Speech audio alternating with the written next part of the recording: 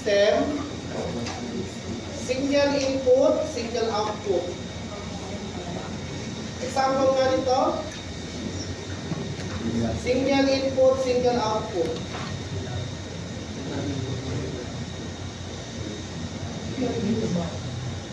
Single input, multiple output. Multiple input, single output. Multiple input, multiple output. Ito, single input, multiple output. Example sa totoong buhay, yung palay. Bisa ng bigas, di ba? Ano yung kanyang output? Bigas, at saka yung dara. Dalawa ang kanyang output. Pero isa lang ang kanyang input. Multiple input, single output. Paggawa ng soft drink. Ang output niya soft drink. Paggawa ng pintura, ano yung mga input na nilagay? Marami. Isa lang ang kanyang output. Okay? So, single input, single output. Ano?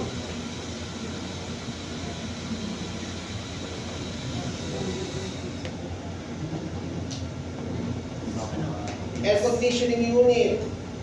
Diba? Ang input mo yung temperature. Diba? Kung ano yung pan dyan. So, pag nilagay mo pa sa high cool, ang lalabas high hotness ba yun? Parang ganon, diba? Or pag nilagay mo pa sa high cool yan, iba-iba yung temperature. Hindi. Isa lang din yung temperature niya, diba? Ito kaya, ano kaya ito?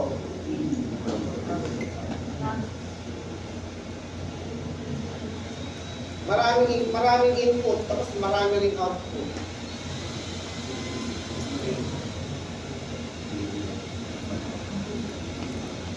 Kaya, bigay kayo ng example.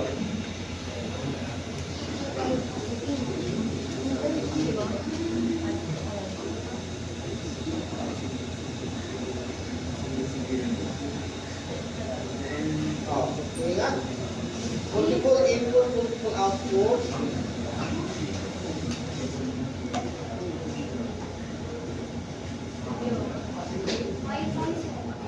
Wi-Fi.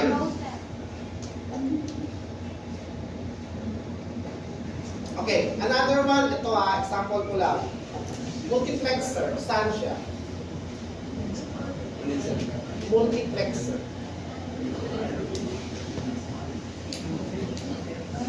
Multiplexer.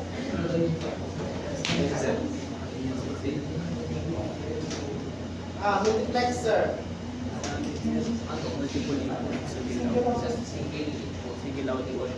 Okay, single input, multiple output. Ano ba yung multiplexer? Ano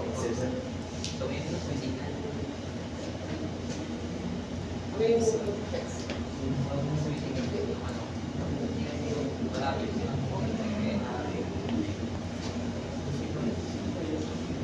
Kinalimutan na kaagad yung multiplexer. Katuturo ko lang sa print ko eh. Sa form 1, diba?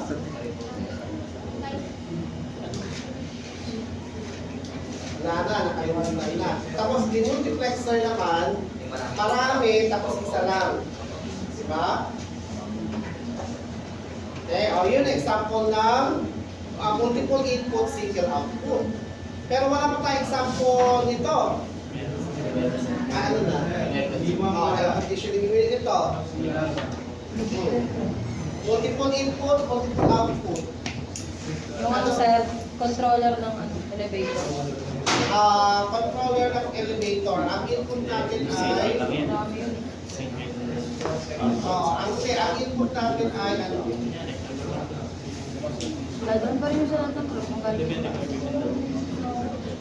galing mo sa taas, dadaan mo sa lahat.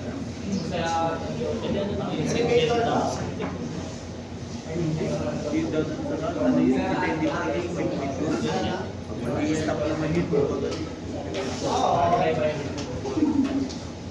Pwede. Elevator. Pag pinindot ko ba yung first, pag pinindot ko ba yung second floor, ano output? Second floor. Second floor. Saan hindi na sa Ano yan sa sabi ng pista? Ano mo kasi ano yun? RLC. Okay, so ano yung input? Naalala ko lang sir. Oh, ang input niya voltage. RLC series, ang output niya iba-ibang voltage. Diba? Oh, so single input yun eh. Single input, multiple output eh. Meron na sir, yung ano pala, washing machine na automatic. Marami ka munang pipindutin doon, tapos marami rin Okay, classes. so pwede yun. Kasi mag-wash muna siya, Pag mo-wash, tapos magre-rinse, tapos magdadry. maglalabas ng tubig, tapos magdadry. Marami ka munang So, yun, pwede yun. Yung elevator, hindi siya pwede. Oh, kasi pag pinipin Pwede kung bawat floor may pipindutin. Sir, CCS daw sir. sir. Card controller system daw sa amin. Ano? Card controller system daw sa amin. Sir, mobile network. Anong input nun?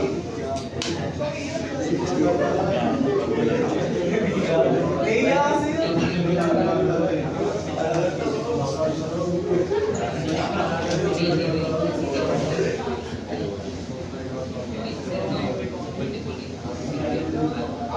Okay, so it's up to you. Basta binigay ko kayo yung meaning dyan. No, bahala na kayo dyan. Sa mga SISO, SIMO, ISO, kapatid. Okay? We go to the control system definition. So that is Ms. Morales pakibasa in an arrangement. What is an arrangement? It is an arrangement of several elements that performs particular tasks. These elements are connected in proper sequence and facilitates signal flow. Okay, so that is the definition of a control system. So bawat isang machine, meron siyang pinaperform na task. Kung ano yung magiging output niya, papasok ulit yun sa isang machine. Ipaprocess. Kung ano magiging output niya, magiging input ulit sa isang machine. Okay, so pag walang nag-check sa kanya, dire-diretso yan sa output. Pero kung may nag-check, halimbawa, malinis na ba yung damit? Babalik ulit yun. Diba? Okay? So, magkakaroon tayo ng feedback.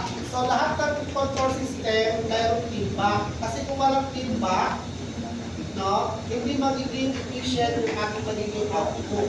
So, kahit naman yung damit, kahit hindi maluto, o kahit lang nasa 4th floor ka, pero 3rd floor ka pala, o di sa 4th floor ka bababa, sa 4th floor ka aalis sa elevator. So, kailangan may nag-check.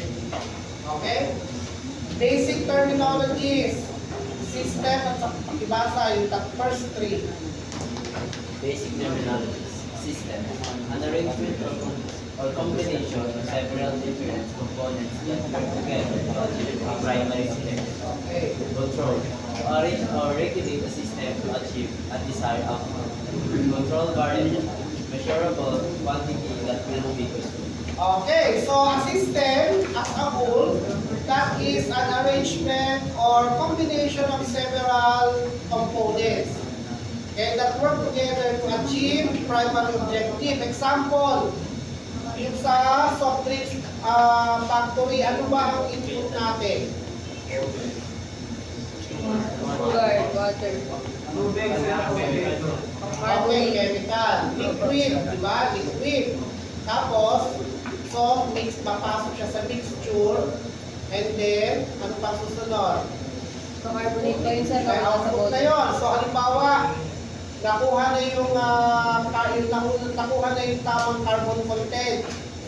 So, ready for packaging na siya sa bottle. O, siyempre, ibang system naman yun. Paglalagay ng liquid.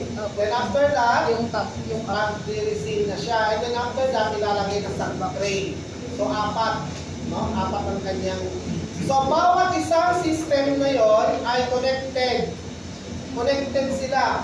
Halimbawa, na-mixture na. So, ano gagawin niya? Saan niya ilalabas yung output? Siyempre, may input sa susunod na system, di ba? Okay? O, so, maglalagay na siya dun sa mga bote. Doon yung mga bote naman, may another system yon kung saan ang galing. Kasi lilinisin pa yun, di ba? O, so, hindi basta-basta nakuha lang yung bote, tapos lalagyan na ng liquid, hindi ganon. And then, During the mixture, bago niya ilalabas yon sa isang system, bago niya magiging ilalabas o ipapasok sa isang sa lagayan ng sa bote, di ba? Dapat yung consistency. Itetest muna yung consistency, yung kulay, yung taste, kung ilan ang sugar content, lahat yun. Kung patuloy.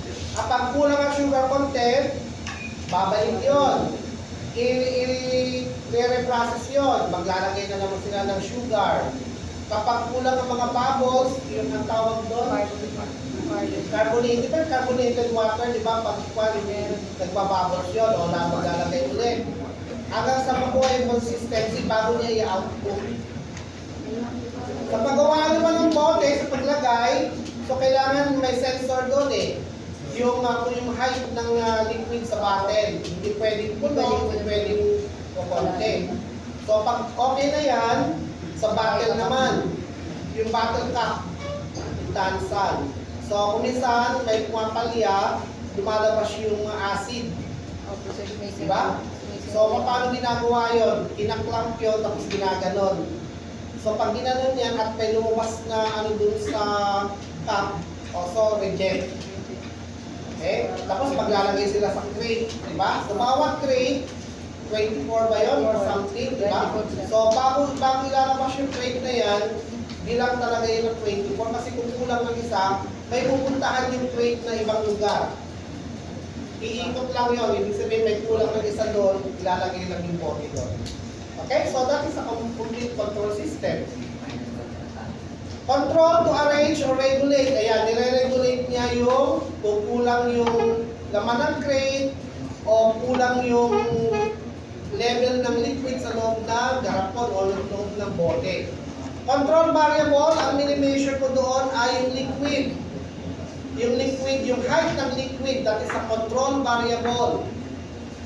Doon naman sa una, yung sa mixture, so marami kang i-consider doon na i-control. Diba? Okay? So, yung sa crate, ang i-control doon yung counting. Yung bilang. Next na, manipulator variable. Manipulator variable, quantity that can be manipulated by a controller to affect a specific process. Plan. Plan. Parts in a system that can be arranged or controller. A device which may be situated on external of the system or is an element of the system itself. It functions as a control of a specific process or plan. Manipulator variable, ito yung pwede mong i-adjust. Pwede mong i-manipulate. So halimbawa, washing machine. Diba? So nakita ko, tapos na, pero marumi pa rin, marumi pa rin yung damit, so pwede mong i-manipulate. Or sa oven toaster. Diba? So, i-manipulate mo yung heat. Diba? Kasi variable naman yung heat eh. Diba? Next lang, parts in a system that can be arranged or controlled. So, sa washing machine, ano ba yung pwede natin gawin para makontrol yung ikot? Yung easy stop tsaka yung ano. Pero Okay. hindi pwede sa So, kaya sa air conditioning unit, anong pwede kong gawin dyan? So, meron kang thermostat doon, di ba? Controller, a device which may be suited on the external, situated dapat yan, no? On the external of the system, or is an element of the system itself. Okay? So, ito naman yung pag-control. Let's say, ganun pa rin, no? Yung mga knob, di ba? Pag-control yung temperature, pag-control mo yung, ano pa ba? Yung mga valve, di ba? Okay. Next, input, output. Input, a signal or stimulus put into a circuit in order to produce an outcome. Output, actual response we obtain from control systems based on the input signal. Okay, so yan yung main components ng feedback, no? Input. So kailangan may